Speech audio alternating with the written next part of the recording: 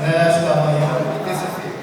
Senhor presidente, eu não poderia, inclusive com a responsabilidade de ser o líder da bancada do meu partido nesta casa, de deixar de fazer algumas considerações acerca dos últimos acontecimentos nacionais, que na verdade são acontecimentos que vêm obedecendo a uma lógica iniciada no primeiro dia, não da posse da presidenta Dilma no segundo mandato, mas já no primeiro dia após o resultado das urnas em 2014. Sem dúvida nenhuma, de lá para cá nós estamos enfrentando uma onda conservadora muito grande a partir do resultado eleitoral em que as forças de direita, capitaneadas pelo Partido da Social Democracia Brasileira, o PSDB, passou a torpedear, a boicotar qualquer possibilidade de que a nação pudesse enfrentar esse momento de dificuldade na economia de modo mais tranquilo, num ato de absoluta irresponsabilidade e de sentimento antinacional, expressando aquela máxima na política que diz que quanto pior, melhor, na medida em que, na verdade, o que se tenta é impedir a governabilidade para trazer o caos à sociedade e aí alimentar os ideais golpistas, seja através do uso da força, que hoje já não está mais em voga na América Latina, e como isso, de fato, já não tem mais espaço para que ocorram golpes dessa natureza, se encaminham para o que nós chamamos de golpe cívico-militar midiático, cívico-judiciário midiático, na medida em que, desde o primeiro momento, e aí eu tenho que fazer essa ressalva, digo muito, e tenho reafirmado que toda a investigação deve ser aprofundada, e quem for podre, que se quer. Agora, respeitando rigorosamente o Estado democrático de direito. Não é possível, por exemplo, que a sociedade brasileira possa se conformar com um magistrado que convoca ato público para fortalecer as suas posições judiciais. Aliás, para quem é advogado principalmente sabe que há uma triangulação no processo, vereador presidente, que é a figura das partes do magistrado. Na esfera criminal, vereador Pedro, tem o juiz, que é o Estado, tem o promotor que faz a acusação e tem a defesa dos acusados. E essa triangulação não pode ser torpedeada sob pena de fato comprometer o devido processo legal. Como é que se admite que um juiz se transforme em acusador? Então, o juiz que se transforma em acusador, ele perde toda a isenção para dizer o direito. Ele perde toda a isenção para fazer a prestação jurisdicional, porque ele passa a ser acusador. E quando o juiz passa a ser acusador,